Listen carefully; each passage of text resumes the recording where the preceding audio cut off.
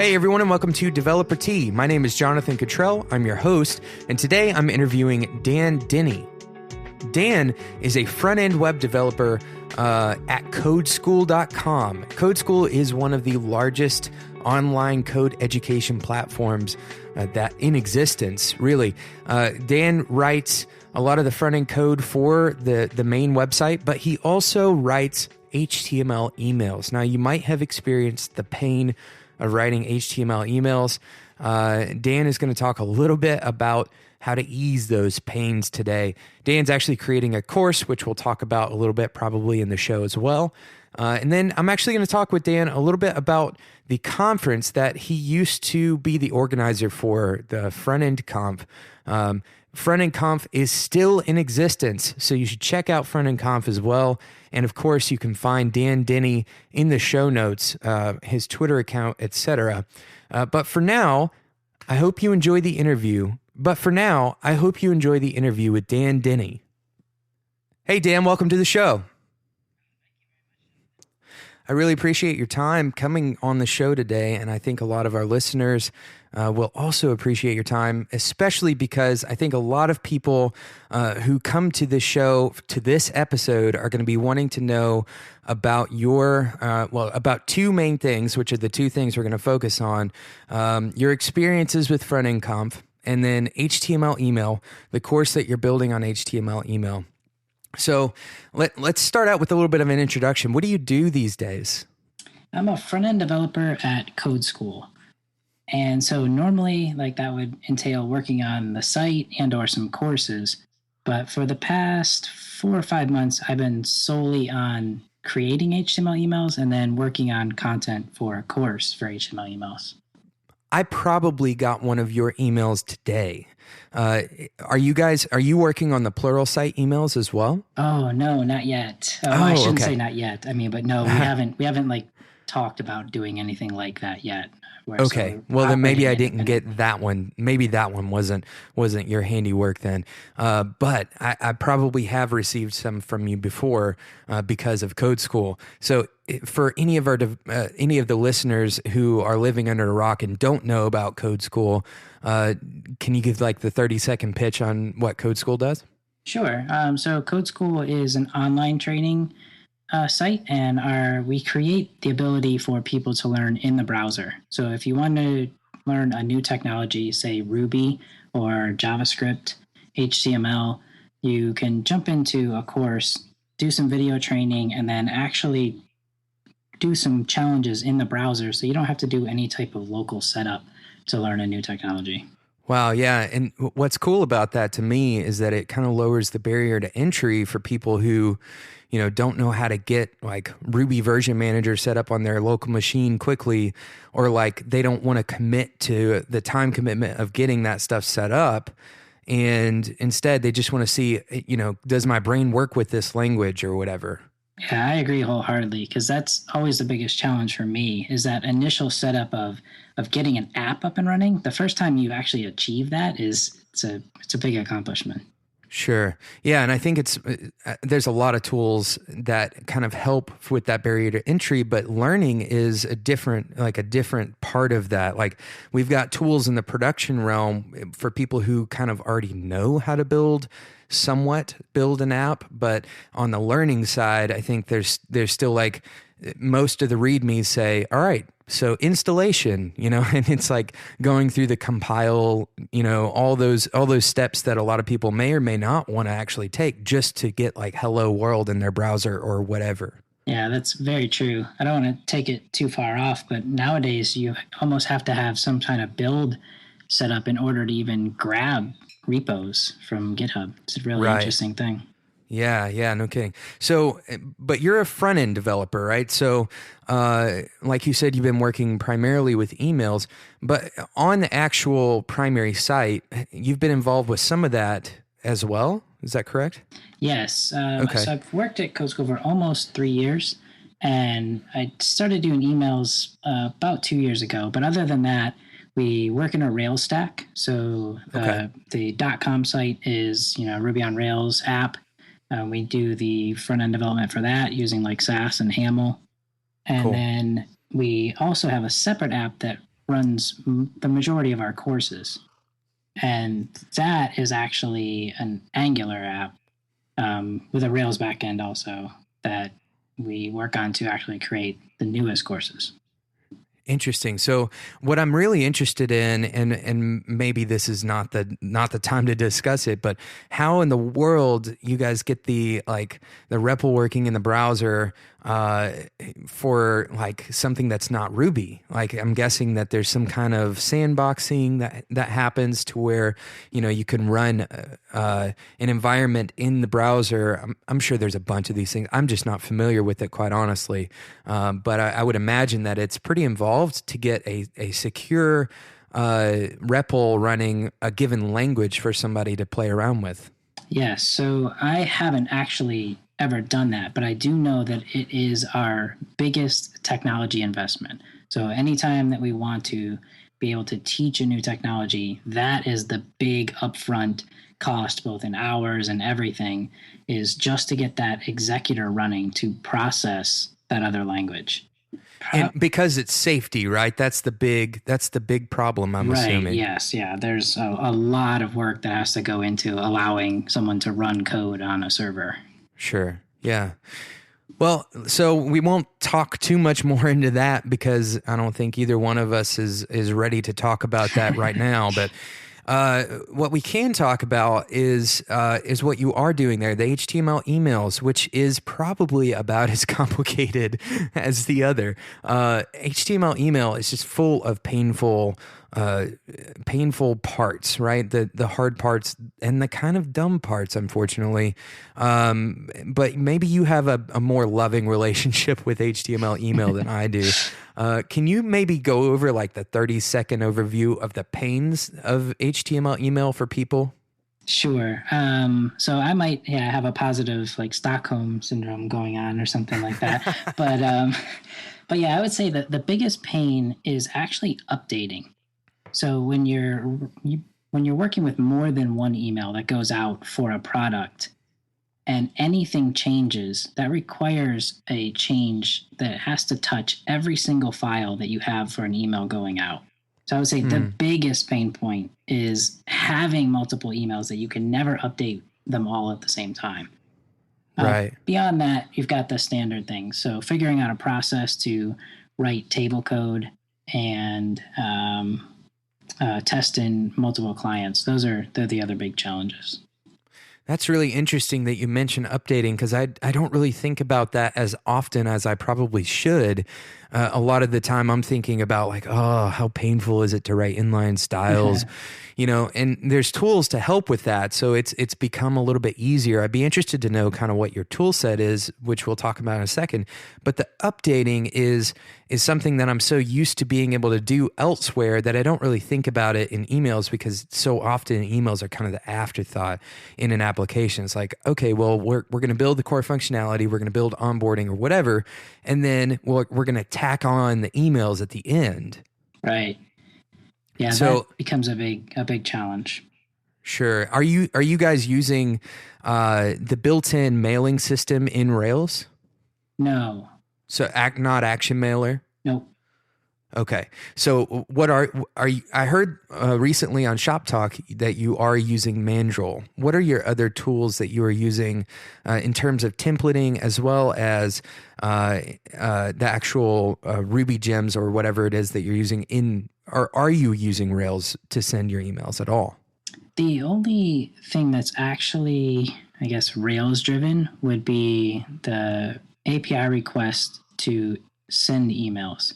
So we have some like mailer RB files in our app that hook up with the Mandrill API and then fire requests to send off transactional emails. Okay. So you're sending data over to Mandrill and it's kind of filling in the template for you essentially. Yeah. So sometimes like a template might be on Mandrill, but a portion of it is created within our app. And then other ones, we're just sending along data. Okay. That makes sense. So what about tooling in terms of like processors or really what I want to know is kind of what your basic workflow is, because I know, again, on the Shop Talk episode where you were talking with Chris Coyer, you mentioned that you had worked with Jekyll at one point. What are you using now to actually create those editable templates? The one interesting thing is I almost never create an editable template. Nothing beyond editable, meaning that you could go into the source code on MailChimp or if you have access to the Mandrill templates to change something in there. So I do work locally, but everything that I create is basically like the end product that's going to get pasted into one of the services that we use. And the reason I do that is I want to keep a GitHub repo up to date with all of our emails. So if I'm ever hit by a bus or anything happens, all of that stuff is easily picked up by anyone else right away. Yeah. So as far as like building them goes, I wanted to use Haml. So I started using Jekyll, and then now I use Middleman. And that's because Middleman's like the popular pet project tool amongst the front-end dev team at Code School. Oh, okay. And so that also gives me the opportunity to use Premailer. So I've been testing that out a little bit because up until this point, or up until the last couple of weeks, I've always written all of my styles inline on my own. And that just came natural, having learned tables when I was first learning HTML and CSS.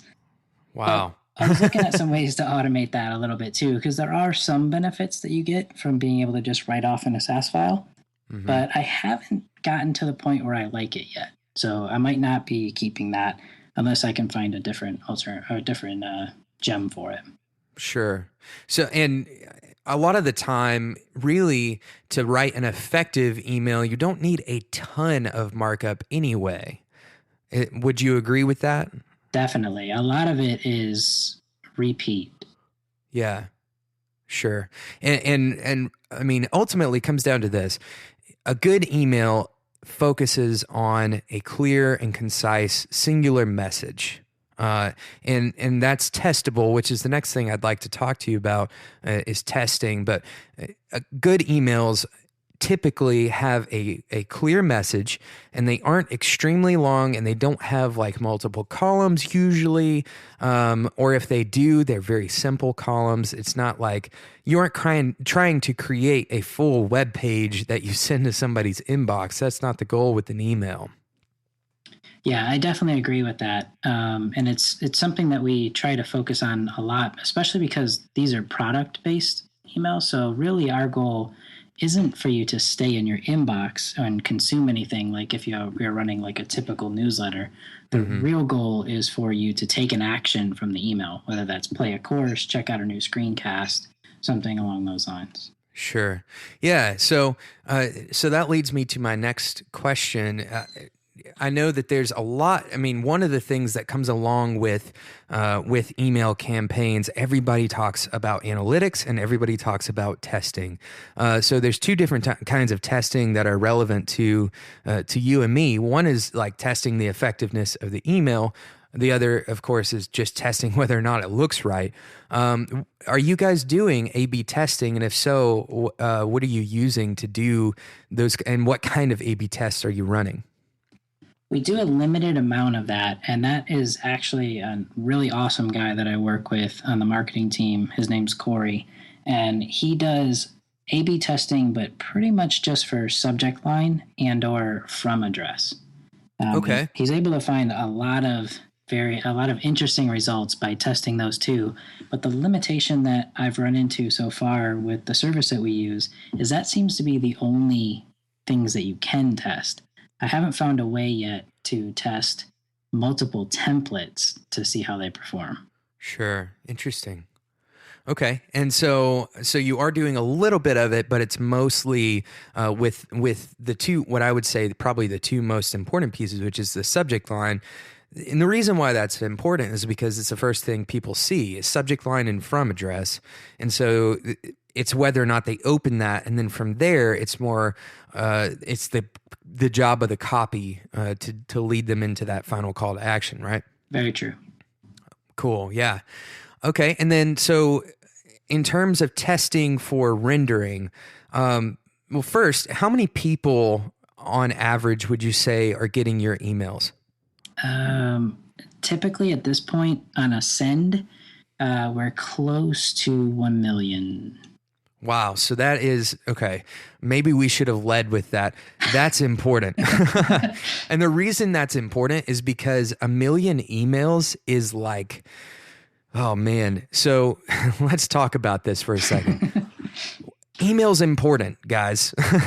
I don't know if you know this, but email is important. And the reason email is important is because it still is one of the highest converters, right? So people get emails and they click on them more than they do when they just visit a website. A conversion metric for an email is generally much higher. The only thing it falls short to, I believe, if I remember all of my statistics correctly, is actual physical mail. And maybe it may even be rising on that as well. But the reason email is important is because everybody uses email, and it's generally their primary means of communication, especially for people who are doing code school. It's very likely that they're in their inbox a large portion of the day. And so having 1 million emails, I don't know what I could say that's equivalent to, but that is a lot of emails to be sending out. And so you have the ability to do I would imagine that you have to test pretty much every single email thing. What is it? Email client, right? You would think so, but no. Really? I live in like the dream world of HTML email clients. You get responsive HTML email, right? Right, yes. And fortunately, I can test just over like 80% of our opens on all of the equipment I have right in front of me. And that is because with an iPhone and a Mac, I can hit just over like 80% of all of the clients that people are using. That's incredible. So you're talking about, and the reason for that presumably is because most of the people who are on code school are using Mac products, or they're using something that Mac has, either an emulator or what? How does that work? Yeah, so like a large portion would be using Gmail with Chrome. That's a significant number of our opens. Beyond that, though, we do get it. The next ones up would be Apple Mail and iOS Mail. Interesting. Yeah. Wow. And so what that means for you is that you aren't having to do like virtualization, which would take forever. All right. So I do have to.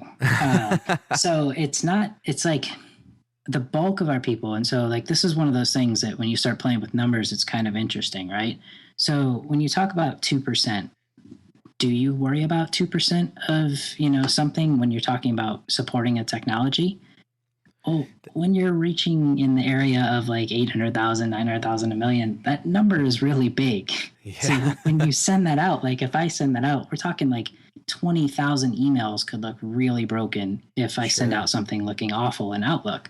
So yeah, I do still use virtual testing tools. Litmus is amazing for that. Yeah, I was going to ask you if you guys use Litmus, because I've used Litmus in the past, and it's been, generally, I've had a really good experience with it. And so if anybody is listening to the show and you're looking for a tool to do email rendering testing, Litmus is a good one. Do you have anything actually native on the iPhone or another kind of app on Mac that does this kind of stuff? That is it, other than the fact that I have probably 4 clients on the Mac and 6 on my phone.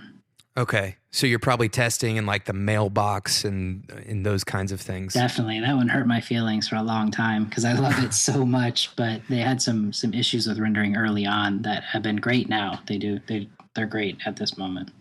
So that brings up a good question. What is the worst email client that you're having to build for right now? Gmail. Gmail really? is a killer, yeah. And so I don't like Gmail alone makes it so that that's the reason why we have to do inline styles. So that's one thing. But then the bigger thing is their apps that they put out are just notoriously bad for for viewing emails, and Interesting. people use them. Lots of people use them. And that is the one where I'll usually get my hate mail from. It's kind of counterintuitive too, because you think like, okay, the maker of Chrome would be like at the forefront of this, of email or of inbox rendering, but apparently not, right? Yeah, definitely not. And it's a big deal. They've put out a couple posts this year, and there's been a little bit of like a social media buzz, like, like fix email and putting some social media pressure on them to fix things. Huh. Interesting. Well, cool. And so I've led up to this because I wanted to wait and address the final piece of this, which is that you're creating this course for HTML email, and I'm assuming that you're creating it for Code School. Is that right? Yes, definitely. So tell me a little bit about how that's gonna go for people who are listening and might want to take the course. Sure. So we're going to focus on the basics. It's only going to be talking about like creating a design and hand coding that into inline styles that works across pretty much all of the popular clients. Okay. So above that 80% number, probably. Right. Yeah, no, we're definitely touching the outlooks. The only thing that I haven't really addressed is Lotus Notes. I haven't addressed that in any way. It does still exist. It is still out there. Sure. I haven't ever seen it, and so I haven't been able to include that one. Yeah, it's kind of tough to test for something that you can't get your hands on anyway. I think there is a service, like Litmus might have it, but there is some service that does testing for it, but I just have never even seen it on a chart. So, yeah. So I have another question. I'm so interested in this because it's such a different form of front end development. How do you how would you approach the idea of progressive enhancement when it comes to emails? What can you leave out? And for instance, I know that Gmail doesn't render images unless you click the button that says show me the images. How does that affect your workflow? It's like a tug of war all of the time. So that popular GIF where there's like CSS and he's like pulling on the window shades. Yeah, it's like that. So you kind of like you take an inch and then you have to go back and figure out some sort of hack to be able to go that one extra step for one client and then not break things for everything else. And people have gotten insanely creative on hacking the various clients because most of the known issues are out there. They're documented, and then people have found really interesting ways like targeting WebKit with a media query, just various ways to allow you to do a lot of the fun stuff, but then not break things for the older clients. Very cool. Very cool. So this HTML email course, I'm guessing the best way for people to find out about it is just to stay tuned to you on Twitter and probably to codeschool.com, right? Yes, we'll definitely make some noise about it for sure. Thanks so much for listening to this episode of Developer Tea with Dan Denney. Of course, the next part of the interview will be in the next episode. If you have any feedback for me, you can reach out on Twitter at @DeveloperT, or you can email me at developerT@gmail.com. Of course, the show notes for this episode and all of the other episodes can be found at developerT.com, and there's also a contact form on developerT.com. If you're enjoying the show, please consider leaving a review and a rating in iTunes. It's the best way to help other developers just like you find the show. Now, not everybody can support the show monthly, but I wanted to extend a thank you to the few who can. Those of you who have decided to support this show, I appreciate your donation so much. If you would like to join them, you can go to developerT.com/donate. Even the smallest amount is a huge help. So thank you so much to those of you who have decided to support the show on a monthly basis. Until next time, enjoy your tea.